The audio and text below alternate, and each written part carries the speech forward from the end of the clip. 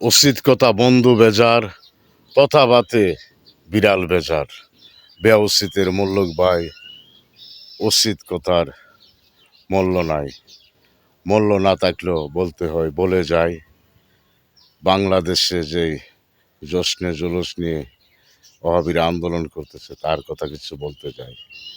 এই জশ্নে জুলুস, ঈদুল মিলাদুল নবী, ঈদে মিলাদুল নবী, সেটা নিয়ে আমরা এই যে রোজার ঈদ, ঈদুল পেতের, সেটা থেকে ফেরতার টাকা পাই। কোরবানি ঈদ, ঈদুল আজহা পাই চামড়া আর গরুর গোস্তের পোটলা, সেটা আমরা করি। সেটার মধ্যে আমাদের লাভ হয়, খেতে পারি, অনেক কাজে লাগাইতে পারি, মসজিদ মাদ্রাসায় লাগাইতে পারি, ইয়ার এই মাদ্রাসার মধ্যে কাজে লাগাইতে পারি। তো সেটার মধ্যে আমাদের লাভ আছে। তো ঈদুল মিলাদুল নবী, জশ্নে জুলুসের মধ্যে তো সেটা পাই না। তার মধ্যে আরও বিরিয়ানি ও খিচুড়ি খাওয়াইতে হয়, খরচা হয়, অপব্যয় হয়। সেটা আমরা করতে যাব কেন? সেটা আমরা করব না।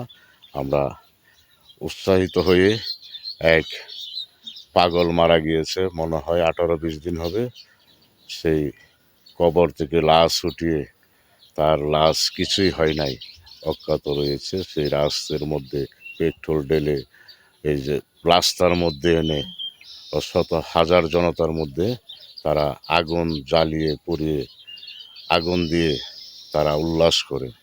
তো সরকারি বাহিনী এসে তাদেরকে বাধা দিয়েছে, তাদের গাড়িতে আগুন লাগিয়েছে, সেনাবাহিনী বা পুলিশের গাড়িতে। তারা দেশের বাহিনীরা কি এতই দুর্বল হয়ে গিয়েছে, তাদের গাড়ি পুড়ে দিল? তারা কি করেছিল? তারা কেন ওদেরকে সবাইকে গ্রেপ্তার করে নাই? আর শুনেছি 350 জানোয়ারের নামে মামলা করেছে, তাদেরকে অতি শীঘ্রই গ্রেপ্তার করুন। ওরা মানুষ না, ওরা জানোয়ার, ওরা মানুষ হতে পারে না।